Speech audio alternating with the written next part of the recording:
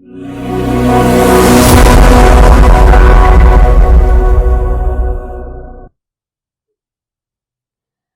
वालेकुम dear students, कैसे हैं आप सब? My name is Alam Rabbani and I am your teacher of social studies for class 4। बच्चों, आज हमने शुरू करना है chapter number 5, that is land use, farming and forest. तो चलिए शुरू करते हैं। The agriculture and industry of a country depend on the kind of soil and rocks that are found there. अब वो आपसे कह रहा है कि द एग्रीकल्चर यानी कि किसी भी मुल्क के जो ज़रात होते हैं, खेती बाड़ी का जो काम होता है, एंड इंडस्ट्री, इसके अलावा इंडस्ट्रीज, फैक्ट्रीज और कारखाने, the agriculture and industry of a country depend on the kind of soil and rocks that are found there. ये दोनों किस चीज पे डिपेंड करते हैं कि उस मुल्क की मिट्टी कैसी है, वहां की जमीन कैसी है। तो इस बात का क्या मतलब हुआ? अगर किसी मुल्क की मिट्टी फर्टाइल है, अच्छी है, तो इसका मतलब है कि वहां पे ज्यादा से ज्यादा फसलें उगाई जा सकती हैं। और अगर वहां पे रॉक्स अच्छे हैं, यानी कि वहां पे बहुत सी मादनियात पाई जाती हैं, मिनरल्स पाए जाते हैं, तो इसका मतलब है कि उस मुल्क को बहुत फायदा है, क्योंकि मिनरल्स ना सिर्फ एक्सपोर्ट किए जाते हैं, दूसरे मुल्कों को बेचे जाते हैं, बल्कि मिनरल्स बहुत सी इंडस्ट्रीज में यूज होते हैं, बहुत सी केमिकल इंडस्ट्रीज में यूज होते हैं। तो अगर किसी मुल्क के पास वाफर तादाद में मिनरल्स मौजूद हैं, इसका मतलब है कि उस मुल्क को दूसरे मुल्कों से वो मिनरल्स मंगवाने नहीं पड़ते, वो मादनियात मंगवानी नहीं पड़ती, और उसके अपने मुल्क में जो तादाद मौजूद है वो काफी हो जाती है, जिसकी वजह से किसी भी मुल्क को बहुत फायदा पहुंचता है। तो इसीलिए वो आपसे कह रहा है कि किसी भी मुल्क का जो एग्रीकल्चर एंड इंडस्ट्री का पार्ट होता है वो बहुत ज्यादा इस बात पर डिपेंड करता है कि उस मुल्क की जमीन कैसी है, वहां की मिट्टी कैसी है, वहां के रॉक्स कैसे हैं।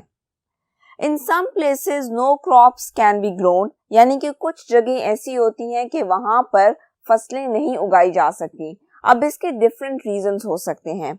इसके रीजंस हो सकते हैं कि या तो जमीन बहुत ही ज्यादा गीली है, उसमें बहुत ही ज्यादा पानी खड़ा होता है, यहाँ पर वो बहुत ज्यादा ड्राई है, यानी कि वहां पे पानी नहीं पहुंचाया जा सकता, जिसकी वजह से फसलें नहीं उगाई जा सकती।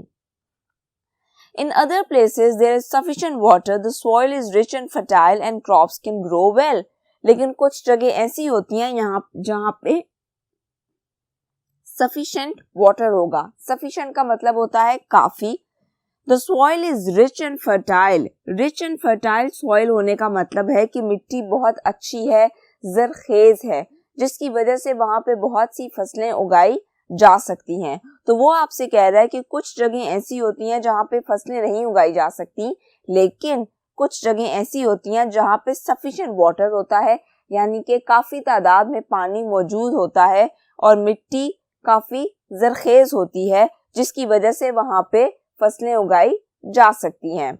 अब हम बात कर लेते हैं पाकिस्तान के माउंटेन्स ऑफ द नॉर्थ की, यानी कि हमारे नॉर्दर्न एरियाज में जो माउंटेन्स हैं, जो पहाड़ हैं, अब हम उनकी बात करते हैं। There is snow on the ground for most of the years, so no crops can be grown. अब हमारे नॉर्दर्न एरियाज में ये प्रॉब्लम है कि साल के ज्यादातर हिस्से वहां पे बहुत ठंड रहती है, वहां पे काफी बर्फबारी होती है। There is snow on the ground, और उनकी जो जमीन है उस पे बर्फ पड़ी रहती है, जिसकी वजह से वहां पे फसलें नहीं उगाई जा सकती। क्योंकि बर्फ में फसल नहीं उगती, फसल के लिए आपको बहुत अच्छी मिट्टी चाहिए। There is a specific temperature जो आपको चाहिए होता है कोई भी फसल उगाने के लिए। तो नॉर्दर्न एरियाज में ये प्रॉब्लम है कि शदीद ठंड होने की वजह से हम वहां पे कुछ फसलें नहीं उगा सकते। Huge glaciers covering the ground, तो जैसे मैंने आपको पहले बताया कि बहुत ज्यादा स्नो होती है, जिसकी वजह से ग्राउंड्स कवर हो जाते हैं और हम फसलें नहीं उगा सकते। तो वो आपसे कह रहा है कि there are huge glaciers. Glaciers के बारे में हमने पिछले चैप्टर में भी पढ़ा था कि there are huge masses of ice moving slowly. So there are huge glaciers in the northern mountains of our country, जिसकी वजह से वहां पे फसलें नहीं उगाई जा सकती। Where there is no snow or ice, the land is steep and rocky and difficult to farm.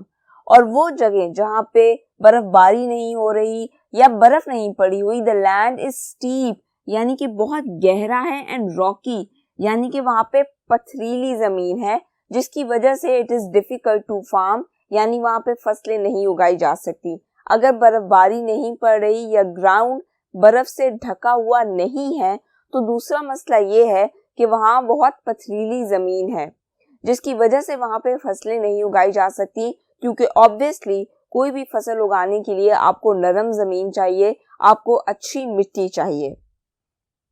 Now we are going to talk about the lower valleys of our country. In lower valleys where are rivers, the soil is usually fertile. तो यानी कि जो valleys हैं, हमारे mountains के दरमियान का जो एरिया है जहाँ से दरिया भी गुजरते हैं, वहाँ की जो सॉइल है वो अक्सर फर्टाइल होती है।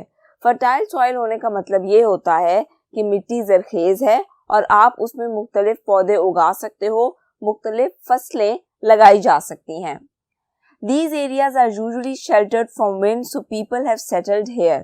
अब वैलीज का एक और फायदा ये होता है कि they are sheltered from wind, यानी कि वो तेज हवा से महफूज होती हैं। इसकी वजह क्या है?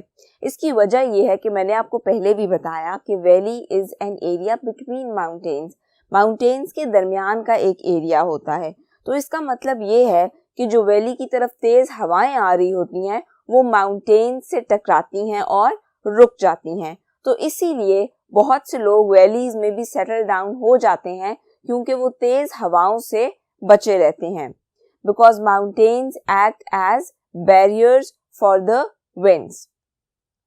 अब हम बात कर लेते हैं desert areas in the east and west of Pakistan, यानी कि जो सहराई इलाके हैं in the east and west of our country. Deserts are sandy or rocky and there is little water.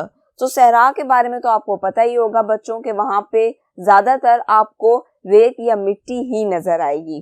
So they are sandy यानी कि वहां पे बहुत सी सैंड होती है, और रॉकी या पत्थर होते हैं, and there is little water और बहुत ही थोड़ी तादाद में पानी मौजूद होता है। थोड़ी तादाद में अगर किसी भी जगह पानी है तो इसका मतलब ये है कि आप वहाँ पे फसल नहीं उगा सकते, और इसके अलावा वहाँ पे आबादी भी थोड़ी ही होगी, क्योंकि लोगों को जिंदा रहने के लिए चाहिए होता है पानी। तो अगर किसी जगह पानी मौजूद नहीं है तो वहाँ पे लोग सेटल डाउन भी नहीं होंगे। It is difficult to grow crops in the desert. जैसा कि मैंने आपको पहले बताया कि सहरा में कोई भी फसल उगाना बहुत ही मुश्किल काम होता है, but by building canals, canals वो रास्ते होते हैं जो पानी को गुजारने के लिए बनाए जाते हैं। तो वो आपसे कह रहा है बाय बिल्डिंग कैनाल्स, यानी कि कैनाल्स बिल्ड करने से, बनाने से parts of land can be made fertile. सहरा के भी कुछ इलाके ऐसे हैं जिन्हें फर्टाइल बनाया जा सकता है, जरखेज बनाया जा सकता है, और वहां मुख्तलिफ फसलें उगाई जा सकती हैं। Now let's talk about the southern part of our country, south of Pakistan, delta of the river Indus. तो ये कौन सा एरिया है? It is delta of the river Indus. Delta के बारे में हमने पिछले चैप्टर में भी पढ़ा। I'll revise myself. डेल्टा में ये होता है कि आप जो एरिया होता है वो वेट लैंड होता है, क्योंकि वहां से कोई ना कोई रिवर गुजरा होता है जो कि फिर जाके गिरता है किसी और रिवर में या सी में, और जो वेट लैंड होता है, जो डेल्टा होता है, वहां पे ये छोड़ जाता है गीली जमीन। That is why we called it wet land. So it is the delta of the river Indus, यानी कि ये रिवर इंडस का डेल्टा है। And tides flood the land with salty sea water, so not much grows here. लेकिन यहाँ पे भी ज्यादातर फसलें नहीं उगाई जा सकती, क्योंकि जो टाइड्स हैं, यानी कि जो पानी की तेज लहरें होती हैं, they normally flood the land with salty sea water. बच्चों एक बात याद रखिएगा कि समंदर का जो पानी होता है उसमें नमक की तादाद काफी ज्यादा होती है, इसलिए अक्सर ये जो लोग सवाल करते हैं कि हम समंदर का पानी पी क्यों नहीं सकते, अगर इतने बड़े बड़े समंदर हैं तो पानी का मसला क्यों है? तो मसला ये है कि समंदरी पानी में बहुत ज्यादा नमक होता है, और इतना ज्यादा नमक इनटेक आपकी बॉडी के लिए अच्छा नहीं है। हम इतने ज्यादा नमक वाला पानी नहीं पी सकते, इसीलिए समंदर का पानी पीने के लिए ठीक नहीं होता। So tides flood the land with salty sea water, तो delta of the river Indus में क्या होता है कि पानी की जो मुख्तलिफ लहरें हैं वो उस लैंड को फ्लड कर देती हैं, वहां नॉर्मली सैलाब आ जाता है, and what is left, there is salt left on the ground usually, so not much grows here, और इसी वजह से आप यहाँ पे फसलें नहीं उगा सकते या यहाँ पे बहुत ज्यादा वेजिटेशन नहीं होती, बहुत ज्यादा प्लांट्स नहीं लगते, क्योंकि जमीन में इतना ज्यादा नमक हो जाता है और मुख्तलिफ मादनियात कि उस जमीन में कोई फसल नहीं उगाई जा सकती। अब हम बात कर लेते हैं एलुवियल सॉइल की। What is alluvial soil? Most fertile soil, यानी कि सबसे जो जरखेज मिट्टी होती है उसको हम कहते हैं alluvial soil, which is extremely good for growing crops. Found in plains around great rivers, और alluvial soil आपको normally कहाँ मिलेगी या आपको मिलेगी plains में around great rivers, जो कि खास तौर पे किसी न किसी दरिया के गिर्द होंगे। When rivers flood or overflow, they deposit good soil on the land. Normally ऐसा होता है कि जब rivers overflow करते हैं या कोई flood आ जाता है तो जो लैंड के ऊपर वाली मिट्टी होती है वो उसको एलुवियल सॉइल में चेंज कर देते हैं, यानी कि वो उस मिट्टी को जरखेज बना देते हैं। वो मिट्टी बहुत रिच हो जाती है, फर्टाइल हो जाती है, पानी तो चला जाता है लेकिन जो पीछे की मिट्टी रह जाती है वो इतनी अच्छी होती है कि हम उसको कहते हैं एलुवियल सॉइल, फर्टाइल सॉइल, और वहाँ पे बहुत अच्छे से मुख्तलिफ फसलें उगाई जा सकती हैं।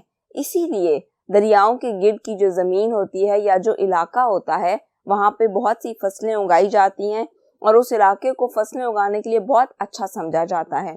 इसकी एक और वजह ये भी है कि अगर आपने किसी ऐसी जगह फसल उगाई है जिसके करीब कोई दरिया है तो इसका मतलब ये है कि आप फसलों को पानी इजीली पहुंचा सकते हो। फिर ये मसला नहीं होता कि जी फसलों को पानी चाहिए, ट्यूब वेल्स नहीं लगे हुए या कोई और मसला नहीं होगा, आप बड़ी इजीली अपनी फसलों तक पानी पहुंचा सकते हो थ्रू डिफरेंट इरिगेशन सिस्टम्स। अब हम बात कर लेते हैं कंसेप्ट ऑफ इरोजन की कि इरोजन क्या होती है। Fast flowing rivers in mountains break up the rocks and cut through the earth, this is called erosion. तो बच्चों इरोजन ये होती है कि कभी कभार बहुत तेजी से बहने वाले जो दरिया होते हैं, फास्ट तेज फ्लोइंग बहने वाले, so fast flowing rivers in mountains, जो कि मुख्तलिफ पहाड़ों से गुजरते हुए फास्ट फ्लोइंग रिवर्स होते हैं, दरिया होते हैं, they break up the rocks, वो पत्थरों को तोड़ देते हैं ग्रेजुअली। अगर किसी भी बड़े पत्थर से मुसलसल पानी गुजरता रहेगा so that rock will break gradually, या वो पानी खुद ब खुद उस पत्थर में से अपना गुजरने का रास्ता बना लेगा, एंड कट थ्रू द अर्थ, और फिर they also cut through the अर्थ, यानी कि वो जो पानी होता है वो जमीन से भी कट थ्रू होता हुआ आगे चला जाता है। This is called erosion. लेकिन इसका नुकसान ये होता है कि वो फास्ट फ्लोइंग रिवर्स फिर जहां जहां से गुजरते जाते हैं वहां से वो जो ऊपर की अच्छी टॉप सॉइल होती है वो उसको भी अपने साथ ले जाते हैं। तो इसका नुकसान ये होता है कि फिर वहां पे कोई अच्छी फसल नहीं उगाई जा सकती, वहां पे प्लांट्स उस तरह नहीं उगते जिस तरह किसी फर्टाइल सॉइल में उगते हैं।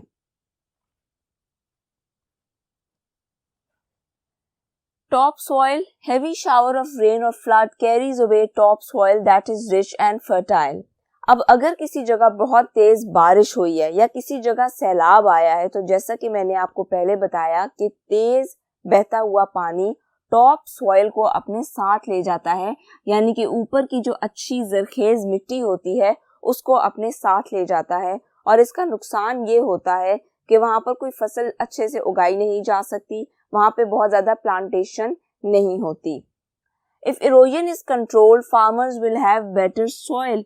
लेकिन अगर आप इरोजन को कंट्रोल कर लो, रोक लो, तो फिर इसका मतलब है कि किसानों को फायदा होगा and different crops can be grown. लेकिन इरोजन को कैसे रोका जा सकता है?